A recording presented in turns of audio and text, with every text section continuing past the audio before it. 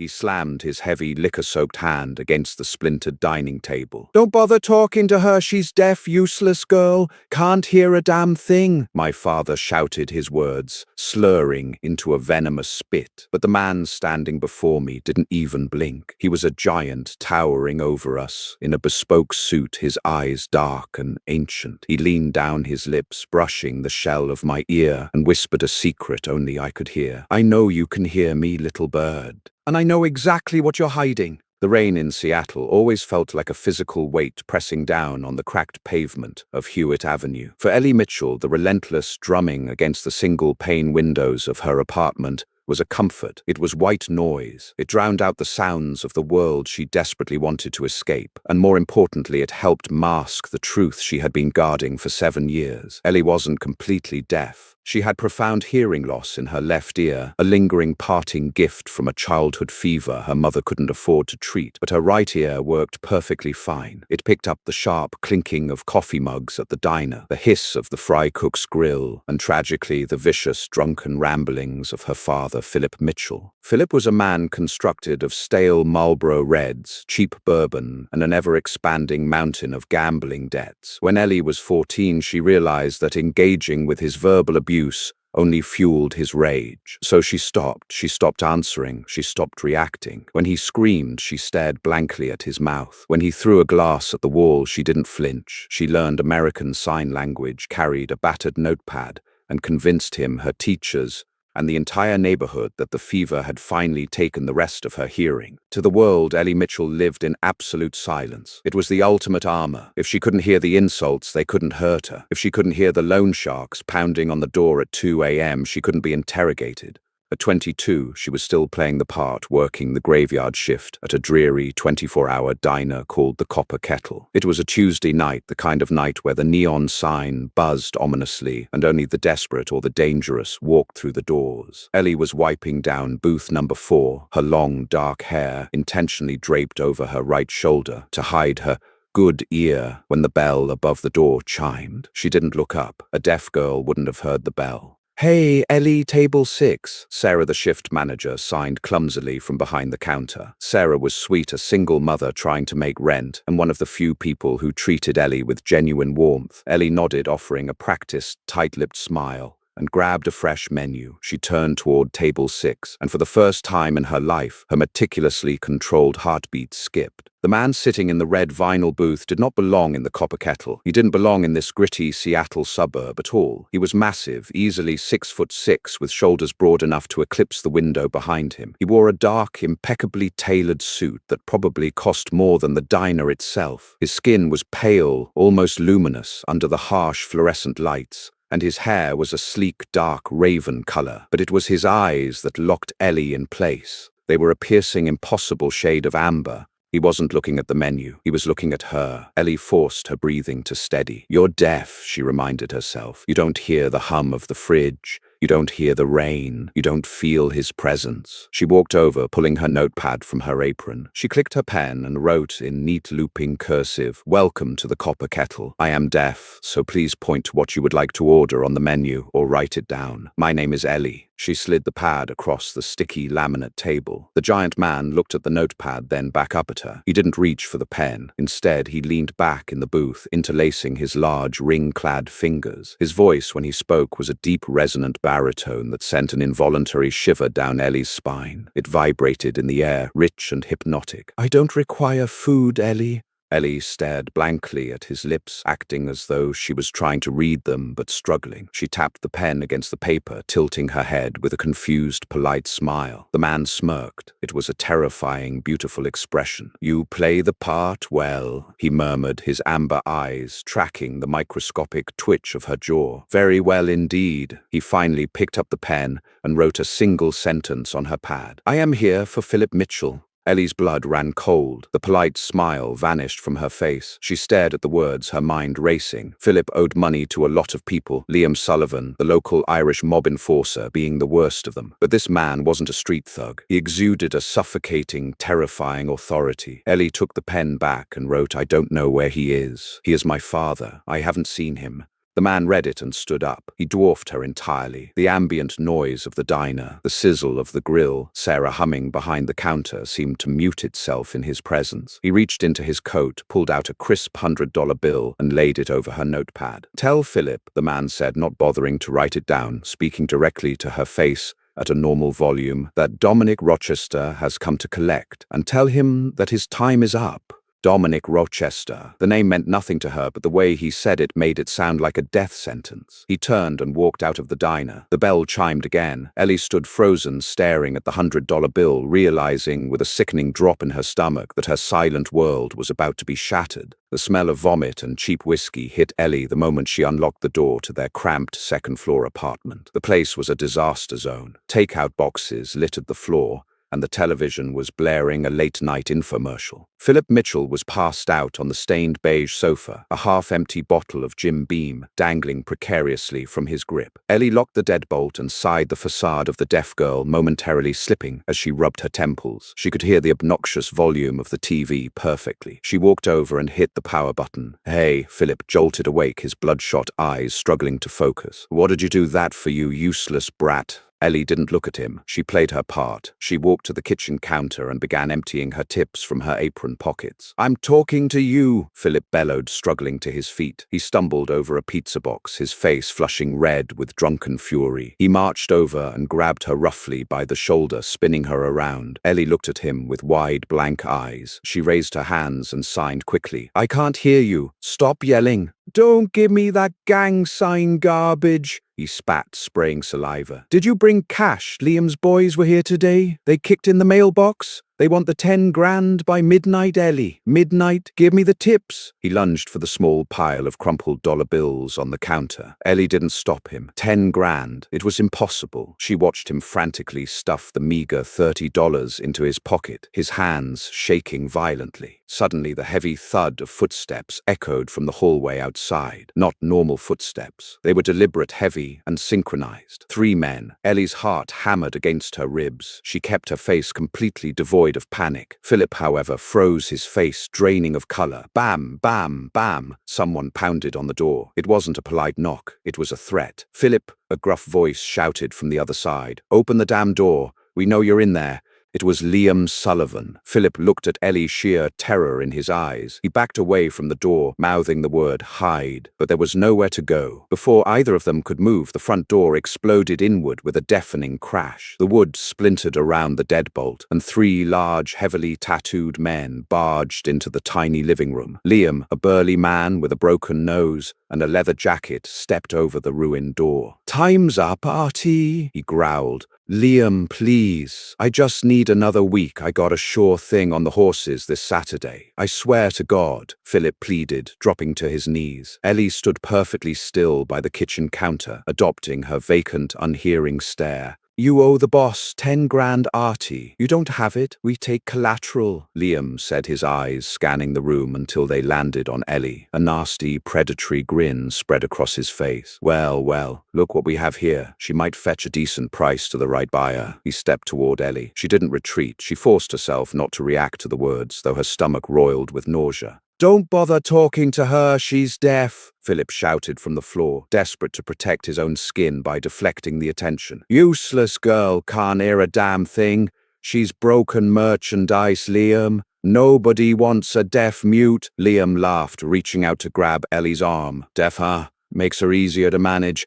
Before Liam's fingers could graze her skin, the temperature in the room plummeted. The air grew suddenly unnaturally frigid. The single light bulb hanging from the ceiling flickered wildly, then burst, showering them in sparks. The shadows in the corner of the room seemed to stretch and condense, pooling together into a towering figure. "She belongs to me," a voice vibrated through the room. Ellie gasped internally. It was him, Dominic Rochester. Liam and his men spun around, pulling firearms from their jackets. "Who the hell are you? How did you get in here?" Liam shouted, aiming a Glock at the giant's chest. Dominic stepped into the pale moonlight filtering through the window. He wasn't breathing hard. He looked utterly bored. "I am the one holding Philip Mitchell's markers. All of them. I bought his debt from your employer 3 hours ago." "Bullshit," Liam sneered. "Fire." Ellie clamped her hands over her ears as the deafening roar of 3 handguns went off in the enclosed space. She squeezed her eyes shut, waiting for the heavy thud of the giant's body hitting the floor. But the thud never came. Instead, there was a sickening crunch, followed by a wet, tearing sound, and then screams, horrible, gurgling screams. Ellie opened her eyes. What she saw shattered every rational thought she possessed. Dominic was moving faster than the human eye could track. He wasn't just fighting, he was dismantling them. He had one of Liam's thugs by the throat, hoisting the 200-pound man into the air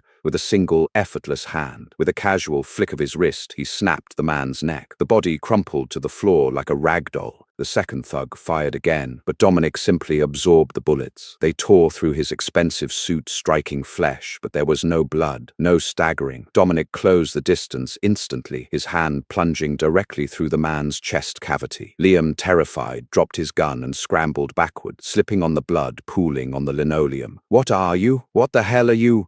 Dominic's amber eyes glowed in the darkness. He grabbed Liam by the collar of his jacket and lifted him until they were eye to eye. "I am your eviction notice," Dominic said calmly, before tossing the large enforcer out the shattered second-story window. Liam crashed through the glass, his screams fading into a dull thud on the pavement below. The apartment descended into a horrifying silence, save for Philip's pathetic whimpering. Ellie stood glued to the spot, her mind fracturing. Bullets didn't stop him. He moved like a shadow. He threw a man out a window with one hand. Dominic straightened his ruined suit, brushing off a piece of plaster. He turned his glowing amber eyes to Philip, who was curled in a fetal position. "Philip Mitchell," Dominic said, his voice cold and commanding. "Your debt was $50,000, not 10. Your local associates were undercharging you. I have acquired your markers. You owe me." I don't have it," Philip sobbed. "I have nothing.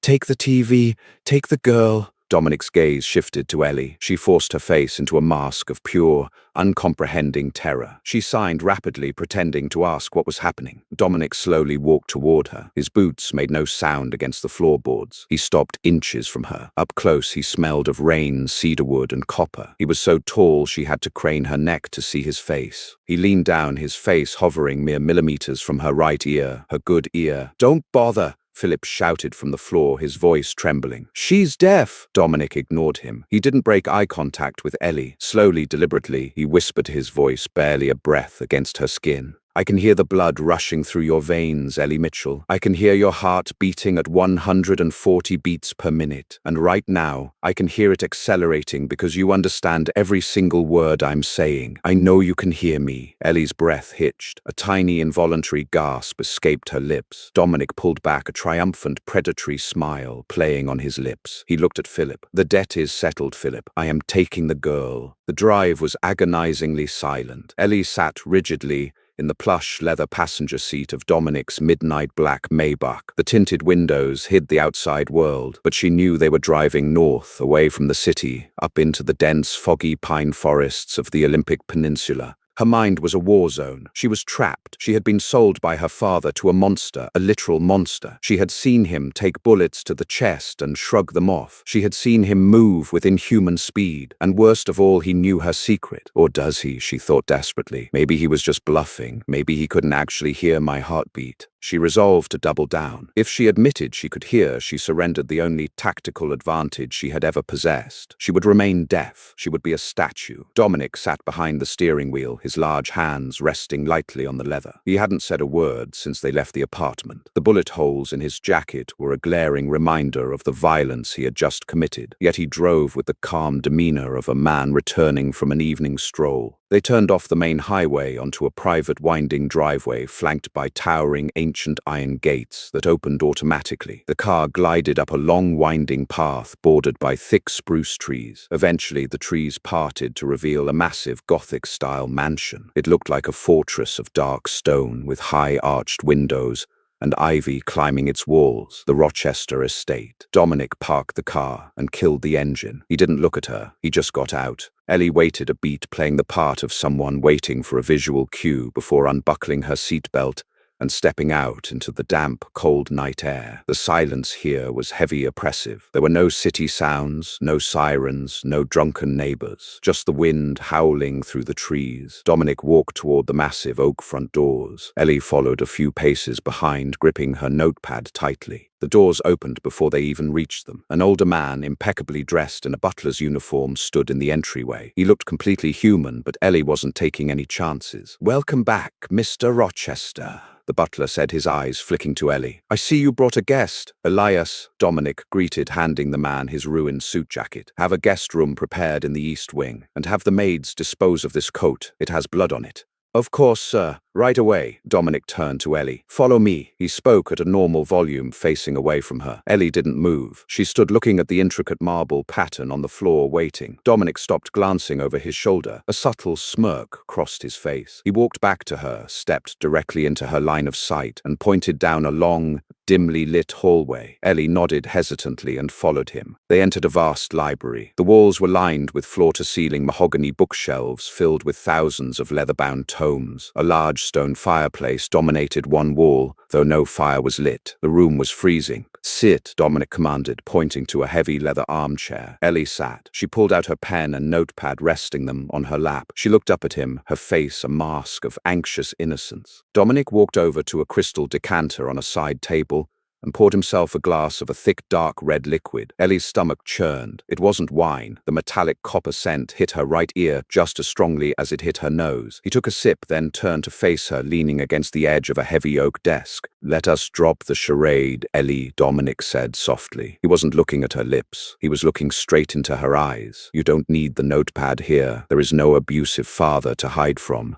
There are no loan sharks to avoid. I am aware that your left ear suffered nerve damage when you were 6, but your right ear is perfectly functional." Ellie stared at his mouth, acting as if she were painstakingly trying to read his lips. She picked up her pen and wrote, "I don't understand. Are you going to kill me?" She held up the pad. Dominic sighed, a sound of genuine amusement. "Stubborn. I respect that. Survival requires stubbornness." He set his glass down. "Let me explain the terms of your residency here. You belong to me now. Your father's debt was $50,000. You will work off that debt as an archivist for my library. You will be fed, clothed, and protected, but you will not leave the grounds. Do you understand?" Ellie watched his lips, then wrote, "Am I a prisoner? You are collateral," he corrected. To test her, Dominic did something completely unexpected. While looking directly at her, maintaining eye contact, he reached behind him without looking and casually knocked a heavy brass paperweight off the desk. It plummeted toward the hardwood floor. Clang! The noise was deafening in the quiet room. It echoed off the high ceilings like a gunshot. Ellie's body screamed at her to flinch. Her heart leapt into her throat, and her right ear rang with the sheer volume of the impact. But years of conditioning took over. When Philip threw beer bottles at the wall, she didn't blink. When plates shattered, she didn't move. Ellie held her posture perfectly still. Her eyes didn't dart to the fallen object. She kept her gaze fixed on Dominic, her expression unchanging, feigning mild confusion at his sudden stillness. Dominic's amber eyes narrowed slightly. He tilted his head, studying her intensely. "Impressive," he murmured. "Truly impressive motor control. If I couldn't hear the sudden rush of adrenaline in your bloodstream, I would almost believe you." He walked slowly toward her chair, looming over her like a dark monolith. He bent down, resting one hand on the armrest, trapping her. His face was inches from hers again. "You think you are playing a game of wits with a man, Ellie?" Dominic whispered, his voice vibrating with an unnatural predatory resonance. "But I am not a man." He opened his mouth slightly. In the dim light of the library, Ellie saw them. They weren't fangs from a movie. They were long, elegantly curved and needle-sharp, retractable, deadly. "I have walked this earth for 400 years, Dominic whispered, his breath cold against her cheek. "I have hunted men in the snows of Siberia and the alleys of Victorian London. I track by sound, by scent, by the erratic thumping of a terrified human heart. Right now your heart is beating like a trapped bird's. Thump, thump, thump, thump." He reached up his cold, pale fingers, brushing her dark hair away from her right ear. Ellie stiffened, suppressing a shudder. "I can hear the friction of your pen against the paper," he continued, his voice barely a breath. "I can hear the shallow intake of your breath, so do not insult me by pretending you cannot hear my voice." Ellie looked up at him. She saw the absolute certainty in his ancient amber eyes. He knew. He absolutely knew. The gig was up. Slowly, carefully, Ellie set her notepad down on the side table. She didn't reach for her pen. She took a deep, trembling breath, breaking her 7-year vow of silence. "What?"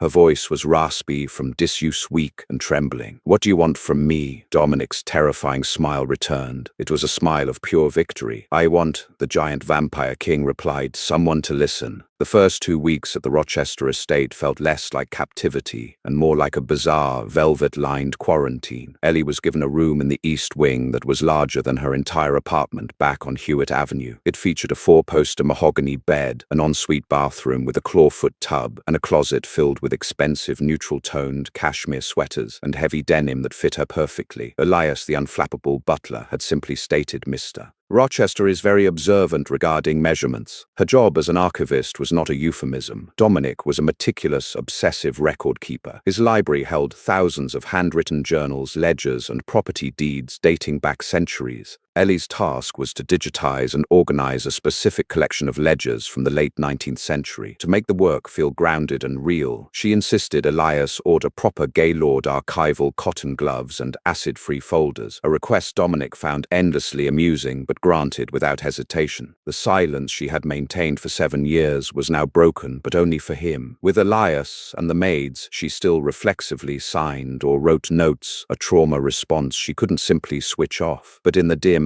amber-lit library, when the midnight hours stretched long, she spoke. Her voice, initially raspy and hesitant, slowly regained its melody. It turned out the terrifying 400-year-old vampire king was a voracious conversationalist. "You are misreading the entry for October 14th. 1889, Dominic murmured one rainy Tuesday night. He was standing directly behind her chair, his chest mere inches from her back. He ran so cold that she could feel the chill radiating through her cashmere sweater. Ellie sighed, leaning back slightly, daring to close the distance between them, just a fraction. "I'm not misreading it. The handwriting is atrocious. It looks like the author was drunk on cheap gin." "He was," Dominic replied, a low rumble in his chest. "That ledger details the rebuilding of my businesses after the Great Seattle Fire. The author was my chief accountant at the time, a human named Thomas. He had a terrible penchant for a saloon down on Yesler Way, right above what is now the Seattle Underground. He drank to forget the smell of the smoke." Ellie turned her head, looking up at his sharp, pale jawline. "You were here for the fire. The history books say it started in a cabinet shop." Dominic's amber eyes flicked down to meet hers. A wicked, devastating smirk curled his lips. "History books are written by men who arrive after the ashes have cooled. The fire was a necessity, Ellie. A localized outbreak of a very specific blood-borne pathogen in the local transient population. It had to be contained. The cabinet shop was merely convenient." Ellie's breath caught in her throat. She was casually discussing historical mass destruction with the architect of the event. Yet instead of terror, a strange, intoxicating thrill rushed through her veins. "You destroyed an entire city grid to cover your tracks," she whispered. "I protected my food source," he corrected, leaning closer until his lips hovered near her good ear. "And my anonymity. Monsters cannot survive in the light, little bird. We must manage the shadows."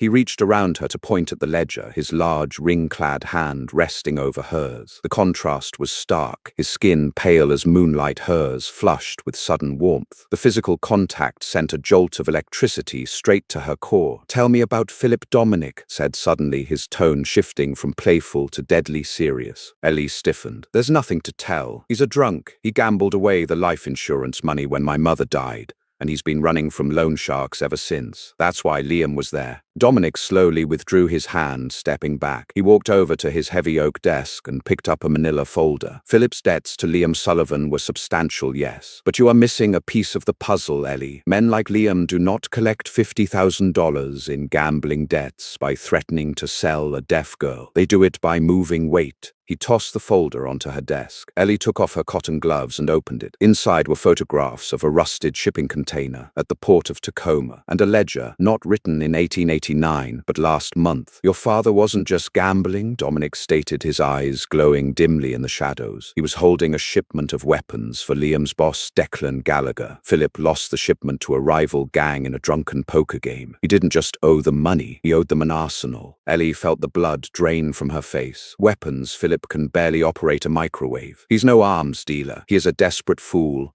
who thought he could play with the Irish mob, Dominic said coldly. Liam was a bottom feeder. Declan Gallagher is a different breed entirely. He runs the port, and he is currently tearing Seattle apart, looking for the man who threw his best enforcer out of a second-story window. Ellie stood up, her pulse skyrocketing. He's looking for you. Does he know what you are? Gallagher thinks I am a rival human trafficker or a Russian mobster trying to muscle in on his territory, Dominic said, stepping back into her personal space. He reached out his cold fingers, brushing the terrified crease between her eyebrows. He tracked the Maybach's plates, Ellie. He knows about the estate. Panic gripped her. Then why are we just sitting here reading ledgers? If a heavily armed mob is coming, let them come. Dominic interrupted, his voice dropping an octave rich with ancient predatory anticipation. He leaned in his gaze, dropping to her lips before meeting her eyes. This estate has stood for over a century. It has repelled worse things than men with guns. I brought you here to keep you safe, Ellie, and I protect what is mine.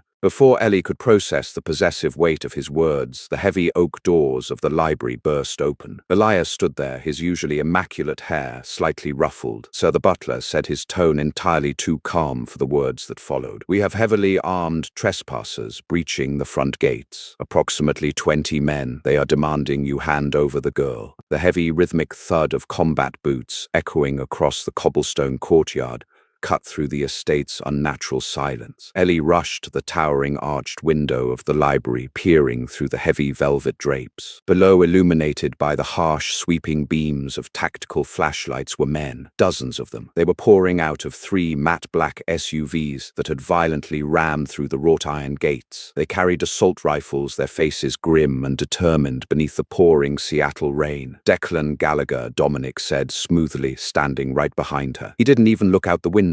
He was looking at her reflection in the glass. Ellie spun around, her heart hammering violently against her ribs. Dominic, there are 20 of them. They have automatic weapons, and I have a terrible thirst, he replied smoothly. He didn't look like a man about to face a small army. He looked like a predator smelling a wounded deer. He removed his tailored suit jacket, draping it carefully over the back of a leather reading chair, and unbuttoned the cuffs of his crisp white shirt, rolling the sleeves up to reveal thick, muscular forearms. Stay in the library, Ellie. Lock the heavy doors. Do not open them for anyone but me or Elias. You can't just walk out there, she pleaded, grabbing his forearm. His skin was freezing, rigid as marble. They'll shoot you to pieces. You said bullets don't kill you, but they ruin my clothes, yes, he smirked, entirely unbothered. He looked down at her hand, gripping his arm. The smirk faded, replaced by a dark, intense emotion that made Ellie's breath hitch. He reached up with his other hand, cupping her cheek. His thumb traced the line of her jaw, lingering near her right ear. I told you I track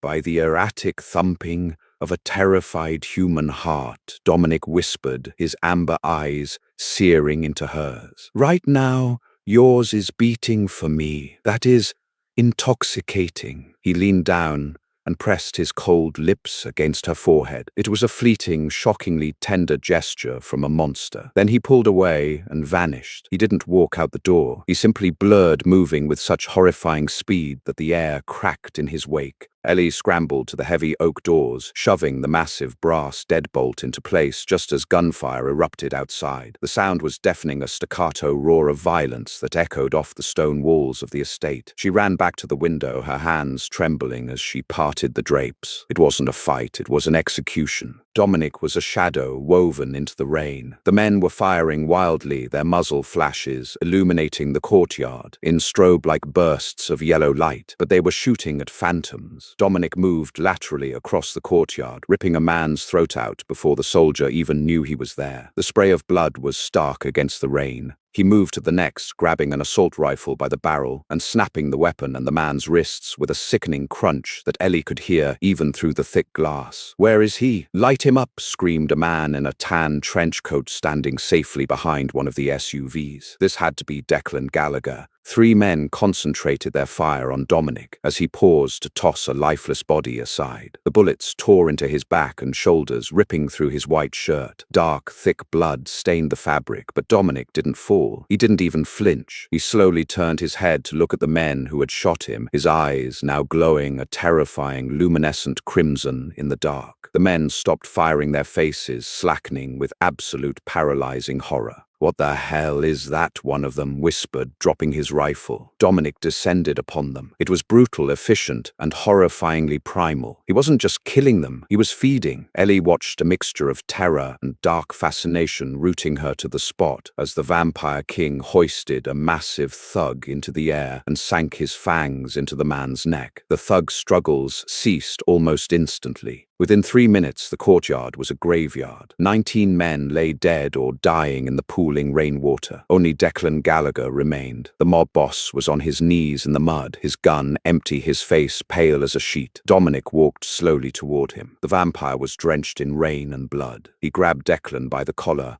and dragged him toward the massive front doors of the estate, hauling him inside. Ellie backed away from the window. The sounds of heavy footsteps echoed in the grand foyer below, then the heavy rhythmic tread on the stairs. Thump, thump, thump! She held her breath. "Open the door, Ellie." Dominic's voice came from the other side of the oak wood. It wasn't loud, but it commanded absolute obedience. Trembling, she reached out and slid the brass deadbolt back. She pulled the door open. Dominic stood in the doorway holding a battered, bleeding Declan Gallagher by the scruff of his neck. Dominic's white shirt was ruined, clinging to his chest, stained crimson. The bullet wounds in his shoulders were already knitting themselves closed, pushing the flattened lead slugs out of his flesh, which clattered onto the hardwood floor. He threw Declan into the center of the library. The mob boss groaned, coughing up blood onto the priceless antique rug. Dominic stepped into the room, his crimson eyes locking onto Ellie. He was breathing heavily, not from exertion, but from the adrenaline of the feed. The beast was right at the surface. "Tell the girl what you told me downstairs, Gallagher," Dominic growled, his voice vibrating with lethal menace. Declan looked up at Ellie, his eyes wide with fear. It was your father," the mobster wheezed. "Philip, he set this up. He sold us out." Ellie froze. "What?" "We found him at a motel in Tacoma." Declan gasped, holding his cracked ribs. "He told us where the giant lived. He gave us the address. He said if we came here and took you back, took you as collateral, we'd wipe his debt clean for the lost weapons." The room spun. The air vanished from Ellie's lungs. Her father hadn't just abandoned her to a loan shark. When the real mob came knocking, Philip Mitchell had explicitly sent a hit squad to Dominic's home to kidnap his own daughter, just to save his own miserable skin. "He sold me out," Ellie whispered, her hands dropping to her sides. The last thread of familial loyalty snapped, leaving nothing but a cold, hollow void. Dominic looked at her, the crimson fading from his eyes, returning to that sharp, piercing amber. He saw the heartbreak, the final, shattering betrayal in her posture. He looked down at Declan. "You have served your purpose, Gallagher." With a swift, brutal kick, Dominic snapped the man's neck. Declan's body collapsed into the rug, lifeless. Ellie didn't scream. She didn't flinch. She just stared at the body of the man her father had sent to ruin her. Dominic walked over to her. He was covered in blood, rain, and violence. But as he reached out to her, his touch was impossibly gentle. He pulled her against his ruined, blood-soaked chest. For the first time in her life, Ellie didn't try to hide. She didn't play deaf. She didn't build a wall. She buried her face into the cold, hard expanse of his chest and let out a broken sob. Dominic wrapped his massive arms tightly around her, burying his face in her dark hair. "We epilogue his story tonight," Dominic whispered darkly into her ear, the sound sending a shiver of pure vengeance down her spine. "Philip Mitchell is a dead man." The Maybach tore down Interstate 5 South like a black ghost, the tires slicing through the torrential downpour. Inside the cabin, the silence was no longer a weapon Ellie used to defend herself. It was a heavy, suffocating blanket of anticipation. Dominic had changed out of his ruined, blood-soaked clothes into a black cashmere turtleneck turtleneck and a dark overcoat. He looked immaculate again, pristine and aristocratic, the monstrous predator who had just slaughtered 19 men neatly tucked away beneath a veneer of tailored elegance. But Ellie could still smell the copper. It clung to his skin, a sharp reminder of the violence he was capable of. "You did not have to come," Dominic said, his deep voice cutting through the hum of the engine as they passed the neon glow of the Fife city limits. He didn't take his amber eyes off the slick road. "Yes, I did," Ellie replied, her voice steady despite the tremor in her hands. She stared out the passenger window at the blurred headlights of oncoming traffic. "He sold me Dominic. He looked the Irish mob in the eye and traded my life for his gambling debts. I need to see it end." Dominic's jaw tightened. "It will not be clean, Ellie. I am not a merciful executioner." "I know." They pulled off onto Pacific Avenue in Tacoma, cruising past boarded-up storefronts and flickering street lamps. The destination was the Starlight Motor Inn, a decaying two-story motel with a buzzing, half-burnt-out neon sign that bled pink light onto the cracked asphalt parking lot. It was the kind of place people went to hide or to die. Dominic parked the Maybach out of sight behind a rusted dumpster. He stepped out into the rain, moving with that terrifying liquid grace. Ellie followed her boots, splashing in the oily puddles. "Room 114, Dominic murmured, his head tilting slightly as he listened to sounds Ellie couldn't even fathom. "He is packing a duffel bag. Heart rate is elevated. He is panicking. He knows Gallagher's men failed." They walked along the exterior corridor on the ground floor. The air smelled of wet asphalt, cheap weed, and stale beer. Dominic didn't bother knocking. He didn't even use the handle. He simply raised his boot and kicked the heavy reinforced steel door dead center. The door didn't just open. It tore off its hinges, flying across the dingy motel room and crashing into a cheap laminate dresser. Philip Mitchell shrieked, dropping a fistful of crumpled clothes. He scrambled backward, tripping over a half-empty bottle of generic vodka,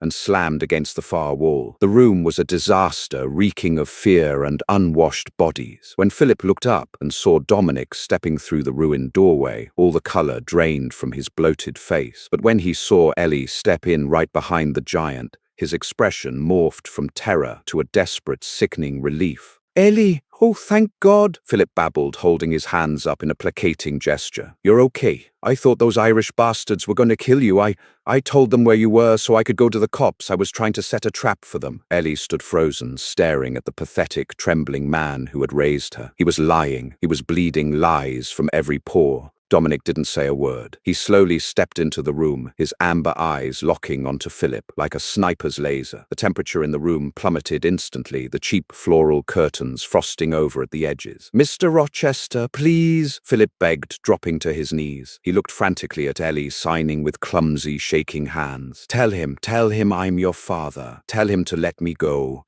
Ellie looked at his hands, then up at his face. The fear in his eyes was genuine, but there was no love there. There had never been. He was just looking for a shield. Slowly, Ellie stepped out from behind Dominic's massive frame. She looked her father dead in the eye, took a deep breath, and spoke her first words to him in 7 years. "I heard you." Philip froze. His jaw went slack. The clumsy sign language stopped mid-air. "What?"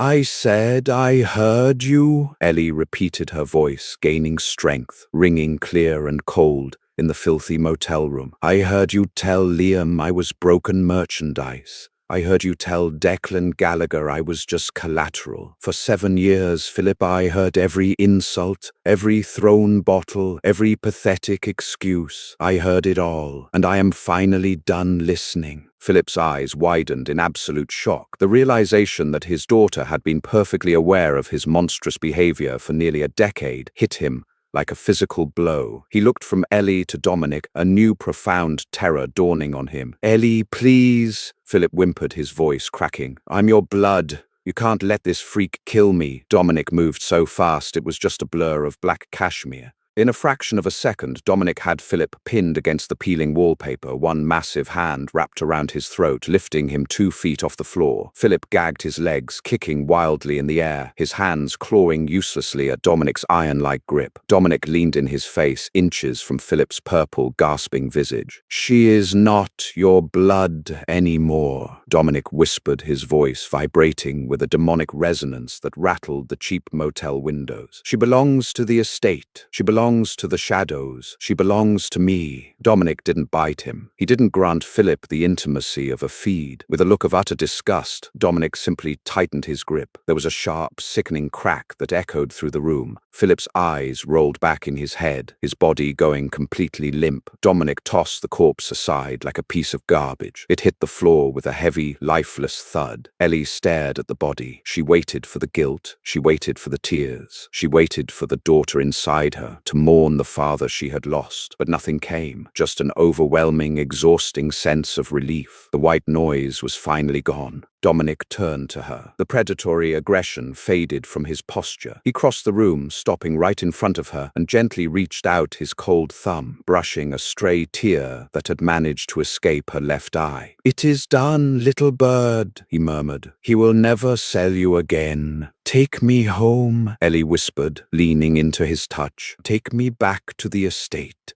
The return to the Rochester estate was a blur of adrenaline crash and deep, bone-aching exhaustion. Elias had already managed the cleanup of the courtyard. The bodies, the blood, and the SUVs were completely gone, erased, as if the slaughter had never happened. Dominic bypassed the library entirely, leading Ellie up the grand, sweeping staircase to the third floor, the master wing. It was a part of the house she had never been allowed to enter. The master suite was massive, decorated in deep burgundies, dark wood, and heavy velvet. A massive fireplace roared with a real fire, casting dancing golden shadows across a king-sized four-poster bed. Ellie stood in the center of the room, shivering. The reality of the night, the gunfire, the death, the finality of Philip's broken neck was finally crashing down on her. Her knees buckled and she collapsed onto the edge of the plush bed, burying her face in her hands. She wasn't crying, but she couldn't stop shaking. Dominic walked into the adjoining master bathroom and returned a moment later with a warm, damp towel. He knelt on the floor in front of her, a 400-year-old apex predator, kneeling at the feet of a human girl. He gently pulled her hands away from her face. With slow, meticulous care, he began wiping the smudges of dirt and rain from her cheeks and hands. The heat of the towel contrasted sharply with the icy touch of his pale skin. "You are going into shock,"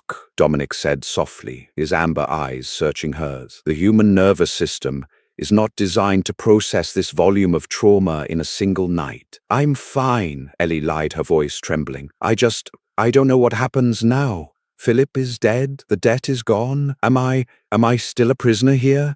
Dominic stopped wiping her hands. He tossed the towel onto a nearby chair and moved closer, remaining on his knees. He took both of her hands in his thumbs tracing the delicate veins on her wrists. "You were never a prisoner, Ellie," Dominic murmured, his voice dropping to a husky, intimate octave. "You were an obsession. From the moment you walked up to my table at the Copper Kettle, pretending to be deaf, I was captivated. I heard the steady, defiant rhythm of your heart. You were standing in a room full of monsters, playing a dangerous game, and you weren't afraid." Ellie looked down at him, her breath catching in her throat. The sheer intensity of his gaze was a physical weight. "I bought your debt because I wanted you in my house," Dominic confessed, the ancient authority in his voice mingling with something raw and vulnerable. "I have walked this earth for 4 centuries, Ellie. I have seen empires rise and fall. I have lived in absolute suffocating darkness. But your heartbeat, it grounds me. Your voice is the only sound in this world that cuts through the noise." He slowly stood up, towering over her. He reached down, grasping her waist, and pulled her effortlessly to her feet. Their bodies collided. Ellie gasped at the sheer, overwhelming physical presence of him. His chest was hard as stone, but his touch was incredibly gentle. "I don't want an archivist," Dominic whispered, his face descending until his lips were barely a breath away from hers. "I want a queen. I want you, Ellie, but I will not keep you in a cage. If you wish to leave, the Maybach is fueled. Elias will give you enough money to start a new life anywhere in the world. You will never see me again. Ellie looked up into his mesmerizing amber eyes. She thought of the cold, dreary apartment on Hewitt Avenue. She thought of the silence she had imposed on herself, the constant fear, the loneliness. And then she looked at the giant monster holding her, a creature of nightmare, who had burned down a city and slaughtered an army to keep her safe. There was no choice at all. "I'm not going anywhere," Ellie breathed, reaching up and threading her fingers into his thick raven hair. Dominic let out a low, predatory groan that vibrated straight through her core. He crashed his lips down onto hers. The kiss was an explosion of fire and ice. He consumed her, his mouth demanding and desperate, tasting of rain and dark, intoxicating power. Ellie responded with equal fervor, her hands gripping his broad shoulders, pulling him impossibly closer. The tension of the night, the fear, the adrenaline, all of it poured into the kiss. Dominic's cold hands slid up her back, tangling in her dark hair, tilting her head back to expose the long, elegant column of her neck. He peppered burning kisses along her jawline, moving down to the erratic, frantic pulse point at the base of her throat. "Your heart is racing, little bird," he whispered against her skin, his fangs grazing the surface, just enough to send a jolt of electrifying terror and desire straight to her core. "Then slow it down," she gasped, arching into him, offering herself completely. Dominic's amber eyes flared brilliant crimson. He held her tightly against his chest, supporting her weight as he opened his mouth. With a reverent, almost agonizing slowness, he sank his fangs into the soft flesh of her neck. Ellie cried out, not in pain, but in a sudden, overwhelming rush of pure, undiluted euphoria. The bite didn't hurt. It felt like liquid fire rushing through her veins, tethering her soul directly to his. She could feel his power, his ancient loneliness, and his terrifying, absolute devotion pouring into her as he drank. He took only what he needed, sealing the wounds with a slow, lingering kiss. When he finally pulled back, Ellie was breathless, her head spinning with a euphoric high, her body trembling against his. Dominic lifted her into his arms, effortlessly carrying her to the massive velvet bed. He laid her down in the firelight, crawling over her, his eyes glowing with an eternal, unbreakable promise. "You are mine now," the Vampire King whispered, his lips brushing hers, "and I will burn the rest of the world to the ground before I let anyone take you from the shadows." The morning sun did not dare pierce the heavy velvet curtains of the master suite, but Ellie felt the dawn arrive nonetheless. She woke to the sensation of silk sheets and an unnatural, pristine quiet. For the first time in her life, the silence wasn't a defensive wall. It was a sanctuary. She stretched her body, feeling impossibly light, vibrating with a residual electric hum. The chronic ache in her left ear, a dull, phantom pain she had carried since childhood, was completely gone. She reached up her fingers, brushing the delicate twin puncture wounds at the base of her throat. They were no longer open or bleeding. They had scarred over into two perfect crescent-shaped silver marks. The blood bond. "Your heart is beating at a resting rate of 62 beats per minute." Dominic's rich, velvet baritone floated from the shadows near the roaring fireplace. Calm, rhythmic, completely unafraid. Ellie turned her head. Dominic was sitting in a high-backed leather armchair, a crystal glass of what looked like whiskey, but she knew was not in his hand. He was wearing a fresh, tailored charcoal suit, looking every inch the immortal aristocrat. "I have nothing to be afraid of anymore," Ellie murmured, pushing herself up against the mahogany headboard. Dominic's amber eyes softened, a rare, breathtaking expression on his sharp features. He set the glass down and moved to the edge of the bed. "The bond will heighten your senses, Ellie. It will make you faster, stronger. You are not a vampire, but you carry my blood in your veins now. You are tethered to my life force." He reached out, his cold knuckles brushing her cheek. "I will have Elias prepare a formal wardrobe for you, and we must arrange the transfer of my secondary offshore accounts into your name. If you are to be the lady of this estate, you will have the absolute power that title commands." Before Ellie could process the sheer magnitude of what he was offering, a life of immortal luxury and untouchable power, a sharp, urgent knock echoed from the heavy oak doors of the bedroom. "Sir," Elias's voice called out, uncharacteristically tense. Dominic's jaw tightened. "Enter." The heavy doors swung open. The butler stepped inside, his posture rigid. "I apologize for the intrusion, Mr. Rochester, but we have a situation at the front gates. The Seattle Police Department is here, accompanied by a joint FBI task force. Detective Harrison Miller is leading them. They have a federal search warrant for the premises." Ellie's blood ran cold. The euphoria of the morning vanished, replaced by the sharp, terrifying reality of the human world. The police for Philip? They found the motel room, Elias confirmed grimly. And while our cleanup crew was thorough with Declan Gallagher's men in the courtyard, it appears the FBI was already surveilling Gallagher. They tracked his motorcade's GPS to our private road before the jammers engaged. Dominic stood up, his amber eyes hardening into shards of ice. The monster was back. Delay them at the gate, Elias. Tell them the electronic locks are malfunctioning due to the storm. Give me 5 minutes. Right away, sir. Elias bowed and swiftly exited. Dominic turned back to Ellie, his expression unreadable. Stay in this room. There is a panic room behind the eastern bookshelf. It is lined with lead and titanium. Not even thermal imaging can penetrate it.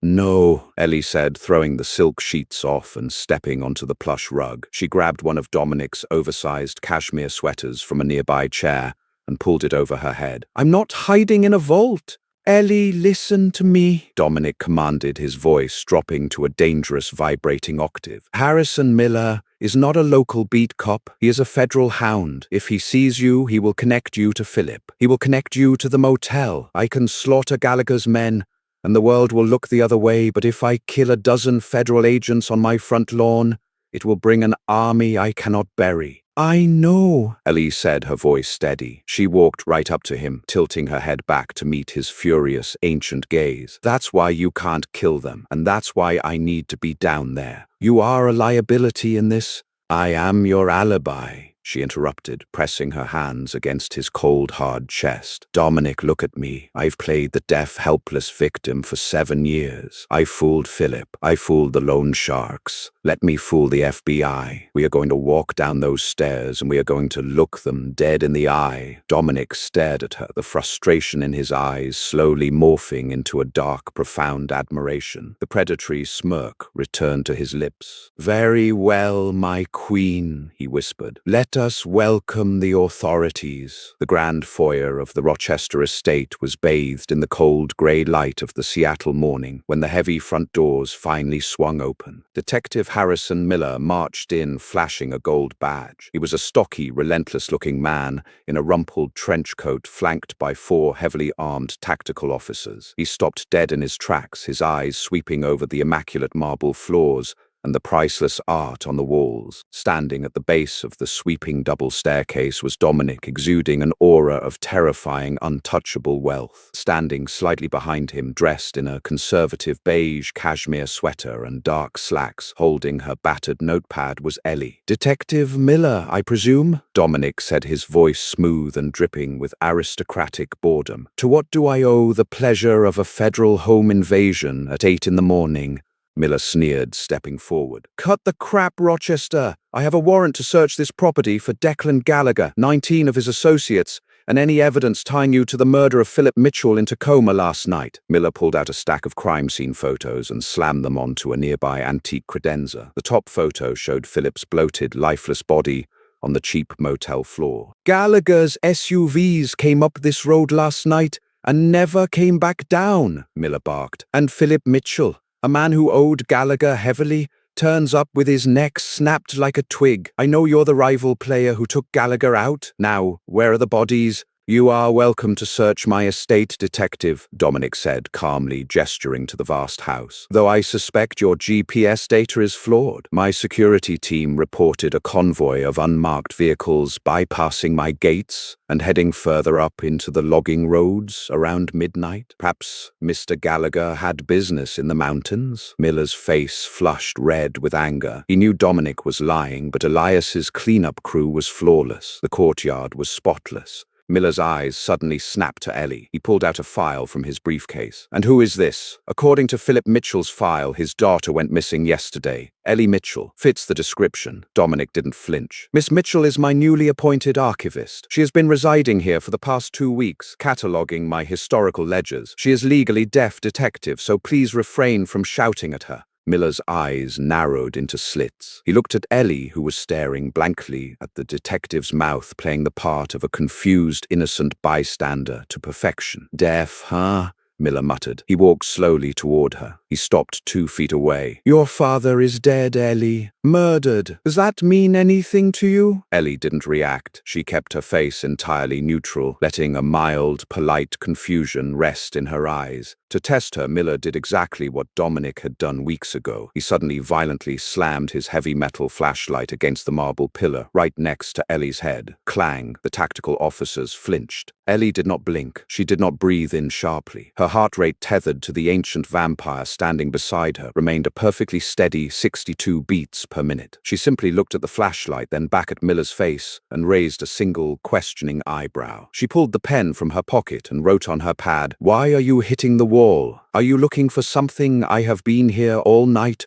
organizing the 1889 ledgers. Mr. Rochester has been in his study." She tore the page off and handed it to Miller. Miller stared at the paper, then at her completely serene face. He was a human lie detector, but he was looking for the nervous tics of a traumatized girl. He couldn't see that he was looking at a predator in training. "My attorneys at Whitman and Hayes have already forwarded Miss Mitchell's employment contracts to your field office," Dominic added smoothly. "If you intend to harass a disabled woman grieving her estranged father, I suggest you bring a better warrant." Miller gritted his teeth. The alibi was ironclad. The property was clean. The girl was a stone statue. "Tear the place apart," Miller ordered his men, his voice tight with frustration. "Check the grounds. Everything." For 4 hours, the FBI scoured the Rochester estate. They used ground-penetrating radar on the gardens. They dusted the library. They found nothing but dust, centuries-old books, and expensive wine. Elias had ensured that not a single drop of Declan Gallagher's blood remained on the premises. At noon, a defeated and furious Detective Miller gathered his men at the front doors.